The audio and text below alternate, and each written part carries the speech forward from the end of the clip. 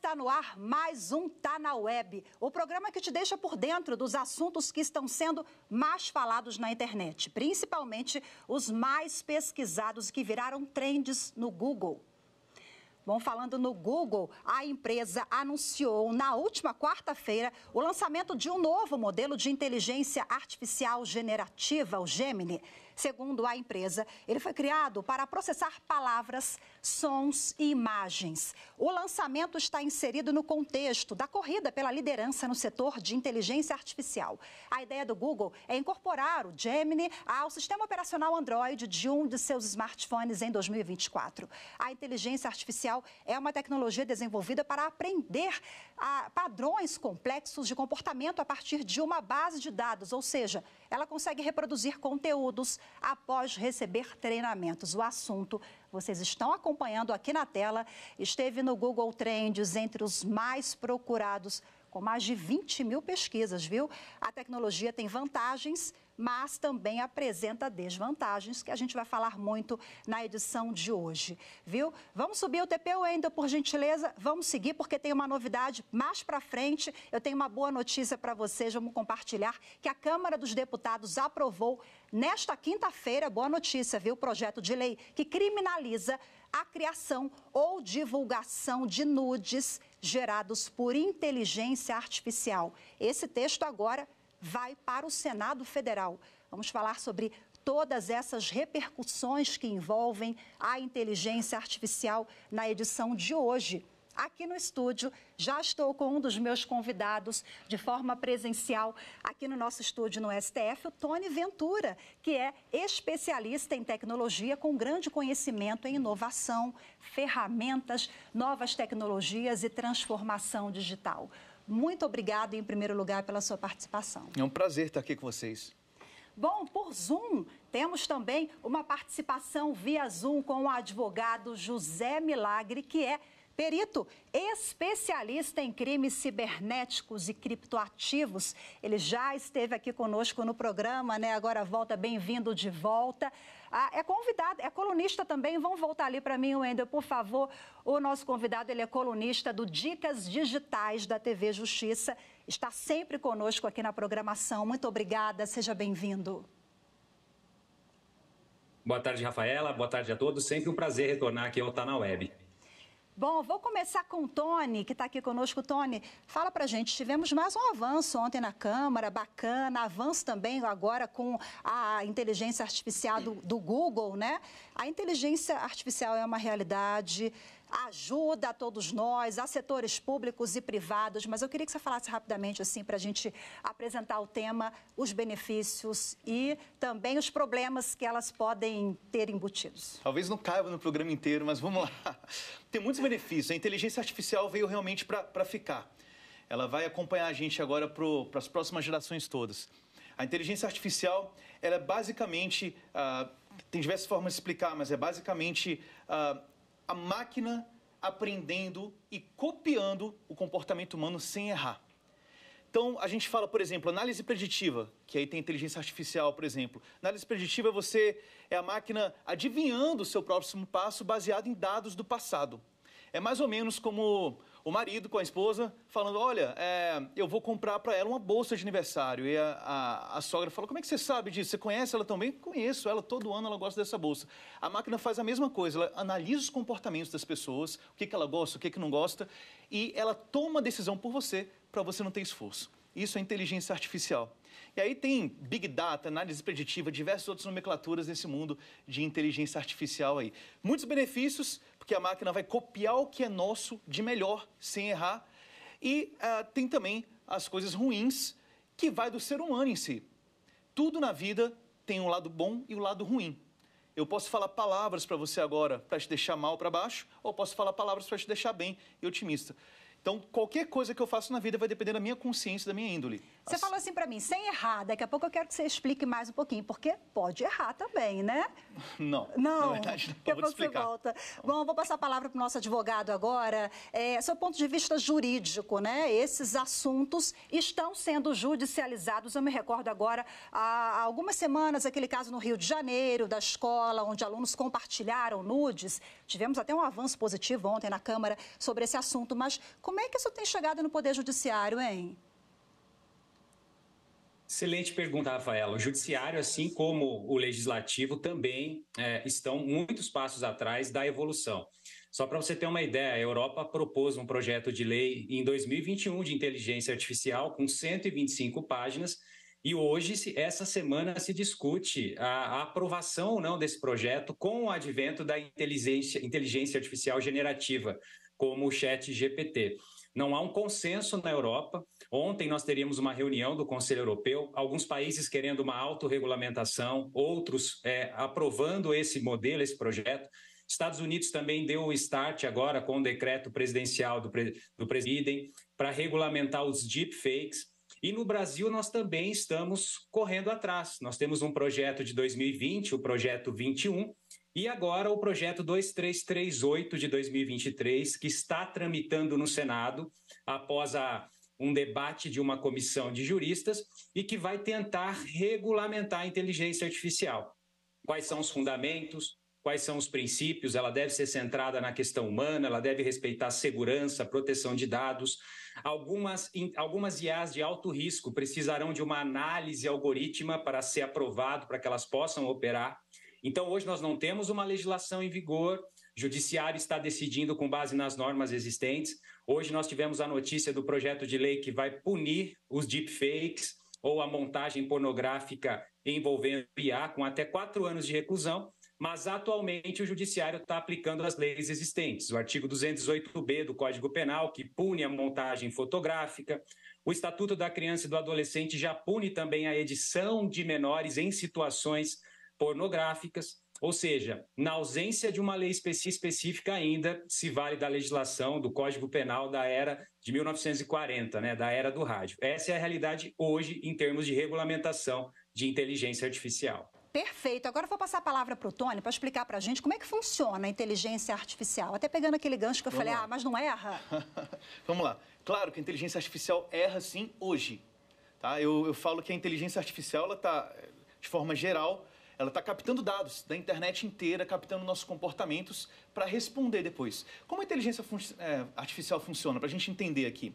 Todo mundo usa o Google, certo? Google é um buscador para você procurar coisas. Como que o Google funciona sem a inteligência artificial?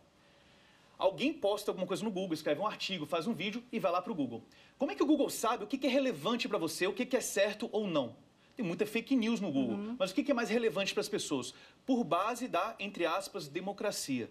Então, se eu escrevo alguma coisa muito importante e está lá na 35ª posição do Google e as pessoas começam a ignorar os sites que estão acima de mim, descer, e o primeiro site que ela clicar quando ela procurar aquilo for o meu, o Google vai entender que o meu site é mais relevante que os outros 34 que estão na minha frente. É assim que funciona, sem a inteligência artificial.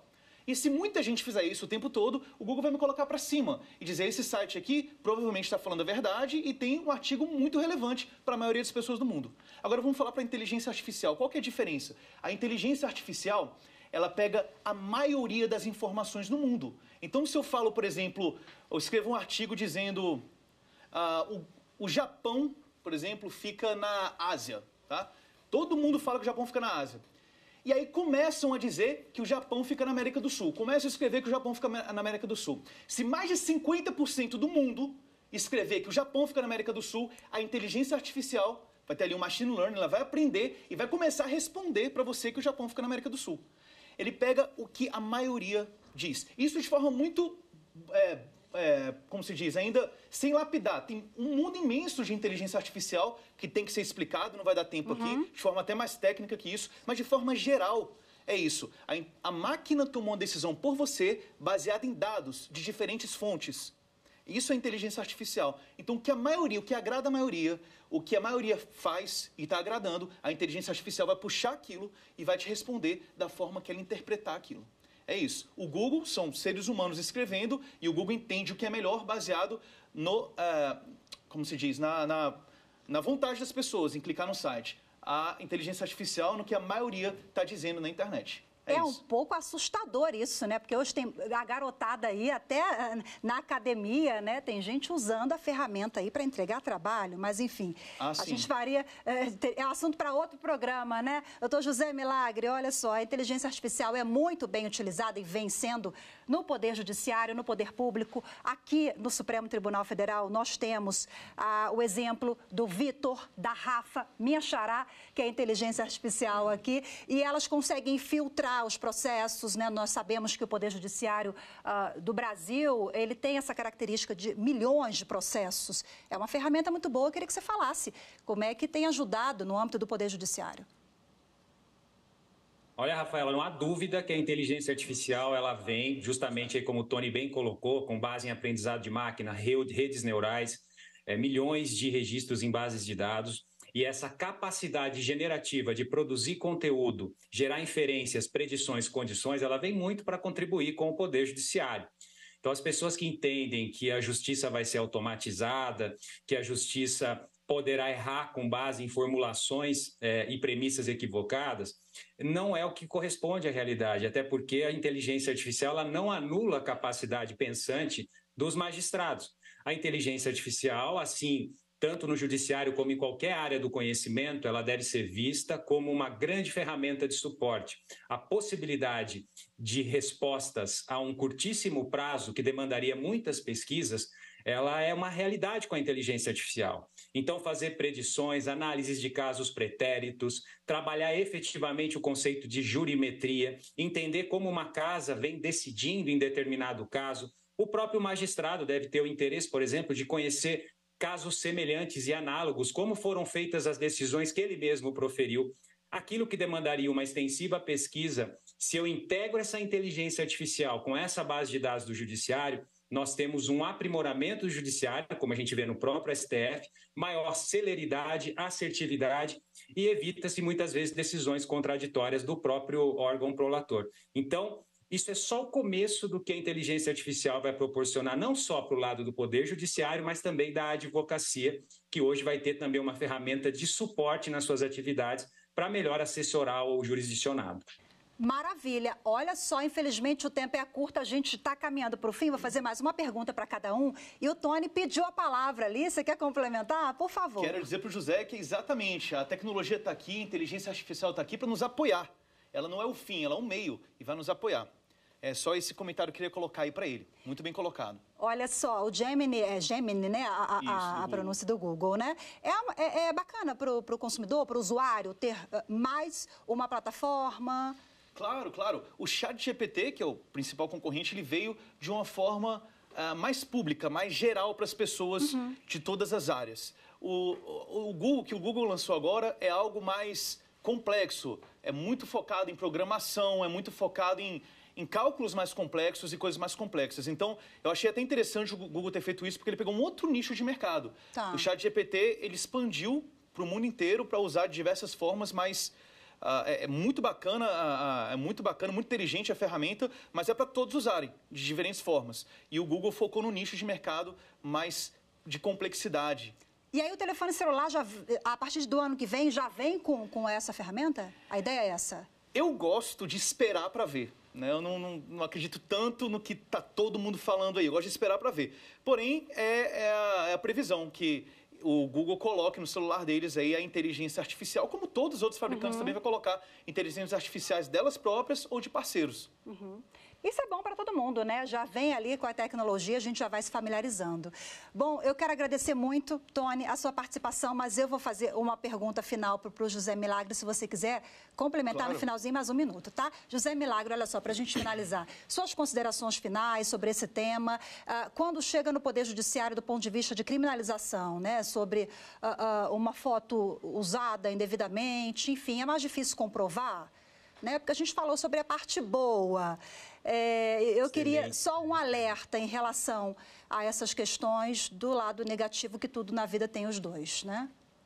Exatamente. Nós vamos ver, isso já é possível de se prever, um aumento dos crimes cibernéticos praticados com o uso da IA, por mais que as desenvolvedoras tenham implementado travas para que a IA não responda à solicitação de criminosos para práticas criminosas, os criminosos já desenvolveram o que nós chamamos de jailbreak, eles conseguem contornar a inteligência artificial e obter respostas que vão utilizar para o crime, e o deepfake está aí, ou seja, eu consigo simular uma voz, uma fala, um cenário. O próprio TSE já está se debruçando sobre o tema porque entende que isso é uma preocupação para 2024. O judiciário hoje vem nomeando perícias para identificar se há ou não inteligência artificial, vem se desenvolvendo ferramentas que vão detectar plágio, uso indevido e deepfakes, e nós esperamos que na Europa, em junho de 2024, nós tenhamos o projeto aprovado e certamente isso vai motivar o nosso projeto 2338, porque a IA é mágica, a IA traz muitos benefícios, mas ela precisa centrar no ser humano,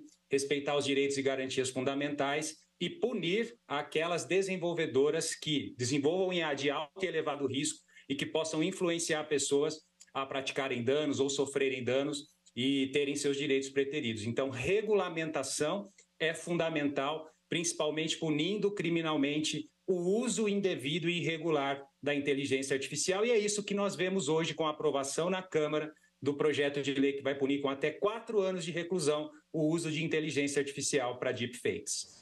Perfeito. Quer complementar, Tony? Complementando, para a gente ter atenção também, porque o que você falou, José, é importantíssimo. Hoje já é possível, quando você fala em inteligência artificial, usar para o mal, usar para o bem, muita gente acha que está muito distante da gente. Isso, muito difícil, muito complexo, mas não. Existem ferramentas, para a gente tomar cuidado com isso, tem ferramentas na internet que você consegue, com um áudio de WhatsApp de 20 segundos, gratuitamente, clonar uma voz, clonar a voz de alguém. Então é muito importante realmente que a legislação venha de forma muito rápida e eficaz aí para a gente e que a gente também entenda que isso existe para a gente se prevenir. Quando a gente vê, por exemplo, um vídeo de alguém falando alguma coisa, uma voz de alguém falando alguma coisa, daqui para frente a gente pode ficar com o pé atrás e checar de novo a fonte para ver se aquilo realmente é verdade.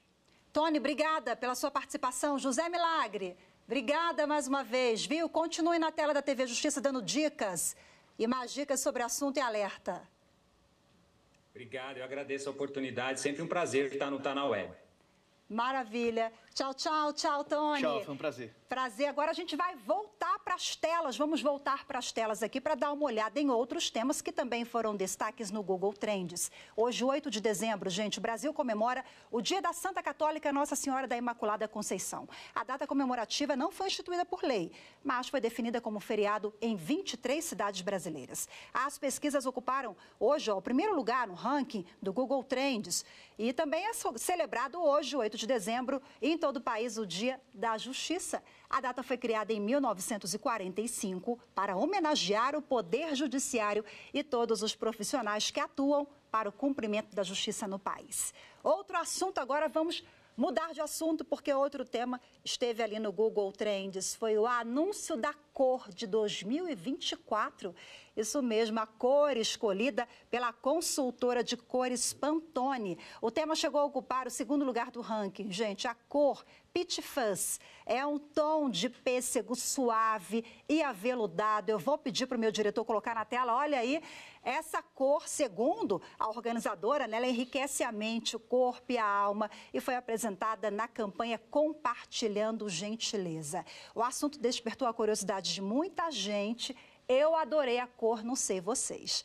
Bom, agora a gente vai para um rápido intervalo e o Tá na Web volta já.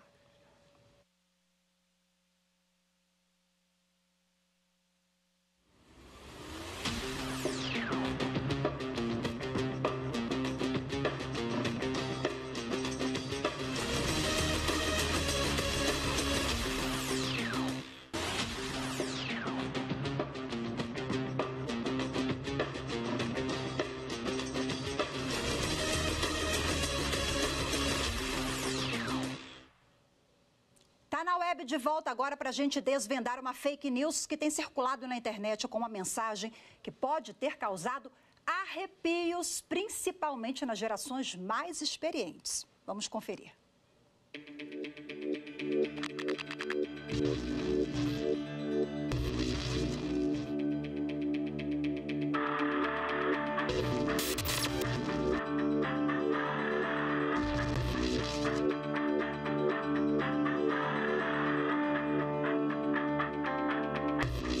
Tem circulado a notícia de que o ministro da Fazenda, Fernando Haddad, está por promover o bloqueio a título de confisco na monta de 23 bilhões de reais relativamente à poupança, FGTS e bancos virtuais, que tem causado frenesi, que tem despertado muita preocupação a quem leu a nota, a quem se deparou com a notícia. Trata-se, entretanto, de uma notícia falsa, de mais um comentário falacioso, uma fake news, portanto. Então vamos esclarecer esse tema agora com o economista Felipe Ohana, que está conosco aqui. Muito bem-vindo, obrigada pela participação do senhor. Bom, queria que você explicasse qual é o real conteúdo. Eles deturparam a notícia, queria que você explicasse para a gente. Na questão fiscal, você tem duas instâncias. Uma instância é a instância orçamentária e outra instância é a instância financeira. O orçamentário é o que permite ao setor público empenhar, se comprometer a fazer uma certa despesa. Uma vez feito esse compromisso, a esfera financeira é a que paga. Muito bem. Quando se faz um controle da meta fiscal, que é feito bimestralmente pelo Tesouro Nacional, o governo federal avalia se a meta fiscal será cumprida. Quando não, ele acha que não será cumprida, ele faz um contingenciamento. De quê? Do orçamento. Ele contingencia o orçamento e bloqueia o financeiro. Vale dizer, não pode mais se comprometer com fazer despesa até que a gente resolva o contrário, é a primeira notícia. E a segunda notícia é, eu vou bloquear o seu financeiro do seu ministério e você não vai poder fazer pagamentos. Se você tivesse comprometido com alguma despesa e eu bloqueio o seu financeiro, e isso continuar assim, no outro ano isso vira um resto a pagar. Quer dizer, essa é a palavra-chave daquela notícia. A palavra-chave é bloqueio. Quando a palavra bloqueio surgiu, eles vão bloquear a minha conta, a sua conta. Vão confiscar a poupança, igual a gente viu. Isso faz parte de um cenário político em que há o interesse de usar certos vernáculos para provocar a imaginação de pessoas que são, digamos assim, leigas no tema. E, sendo assim, politicamente eu consigo criar certo tumulto a favor da minha tese e contra, eventualmente, o grupo que está promovendo o tal bloqueio. Quer dizer, essencialmente, eu diria, é má-fé por conta de um anseio político. Em 1990, lá na época do governo Collor, aí sim foi feito o confisco das poupanças. Sim. Aí nós tínhamos um outro cenário, um outro governo, né? Então, naquela época nós tínhamos uma hiperinflação e havia no mundo uma tese que era favorável àquele movimento, não era só no Brasil, outros países fizeram algo parecido. Então, hoje não ganharia adesão? Não, hoje você tem uma lei. A lei complementar, acho que é a lei complementar 200. A lei complementar 200 proíbe que se faça esse tipo de iniciativa, ou seja, que por medida provisória, e só pode ser por medida provisória, o governo federal venha a encampar recursos de quem quer que seja. Está proibido por lei, por uma lei complementar. Agora, você já explicou nessa primeira exposição, mas o contingenciamento de recursos, ele normalmente é feito pelo governo mesmo, para frear ali e conseguir ter mais fôlego, né, com a execução orçamentária e para que não tenha problemas, inclusive, com o Poder Judiciário também, respeite ali o que está dentro do teto, né? Claro.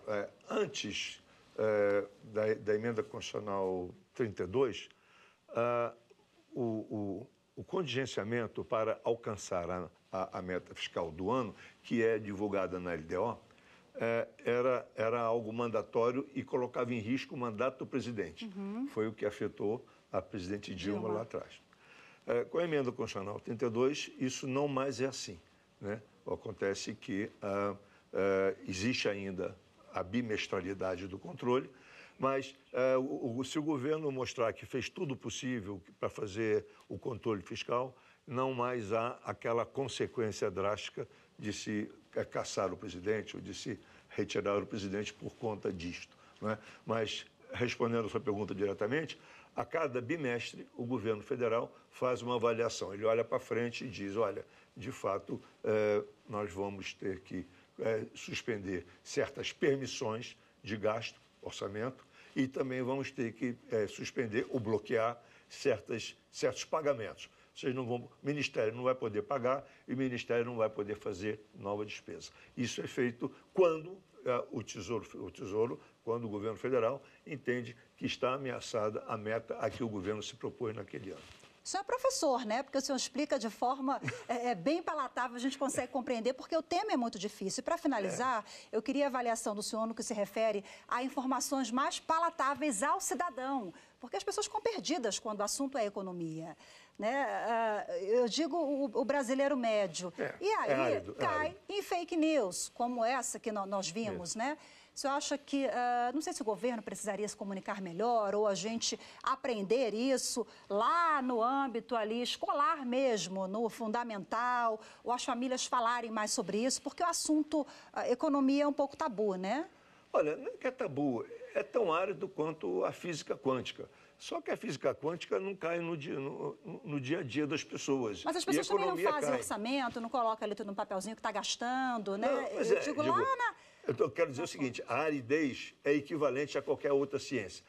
Só que a economia frequenta o dia a dia das pessoas, como esse tipo de fake news que diz, olha, eu vou ameaçar o seu patrimônio. Quer dizer, ninguém faz um fake news de física quântica. Olha, nós vamos suspender a lei da gravidade. Quer dizer, vai todo mundo sair voando. Isso não existe, esse fake news não existe. Mas existe um sobre economia porque parece mais palatável, que você aceite, que todos aceitem. Agora, se a gente devia ter um curso de economia para todo mundo, eu acho que isso não vai acontecer. Cabe ao cidadão também, né, doutor Felipe, buscar informações e não cair em qualquer coisa. É verdade, isso qualquer um pode fazer. Mas eu digo que quando o assunto é do dia a dia, é muito fácil acreditar naquilo que lhe provoca prudência. A tudo aquilo que lhe provoca prudência, você tende a acreditar. Comer espinafre com abacaxi faz mal para o cérebro. Opa! O sujeito, primeira coisa, ele para de comer espinafre com abacaxi. Mas depois ele vai sondar. Então, quer dizer, escada, gato preto, tudo isso vem na mesma linha, né? Ou seja, não estou comparando as superstições com as fake news, mas eu digo, é o que provoca a prudência no indivíduo. E a prudência... Rapidinho, para a gente finalizar, com as reformas que estão sendo feitas e os debates no âmbito do Congresso Nacional, o senhor acha que nós estamos bem economicamente, o país? Podemos aguardar uma projeção para 2024 positiva? Eu espero aguardar para ver. Eu não gostaria de fazer uma assertiva positiva. Tenho as minhas restrições da reforma tributária. Acho que está um pouco... O que era para ser simples tornou-se complexo. Então, por exemplo, você falou de reforma, que a tributária é a principal delas. Eu tenho receio de que, como ela é de longo prazo, 2032, pode até aprovar agora, mas certamente o que aprovar agora vai ser revisto ao longo dos anos até 32. Como está isenções e alíquotas especiais e tal, tudo isso acho que vai criar uma confusão muito grande, acho. Maravilha, muito obrigada pelas suas considerações, pelas reflexões, pelo bate-papo conosco, viu? Boa tarde. Muito obrigado, boa tarde. Obrigado pelo convite. Obrigada. Muito obrigada a você também que nos acompanhou em mais um Tá na Web. Boa tarde, até a próxima. Tchau, tchau.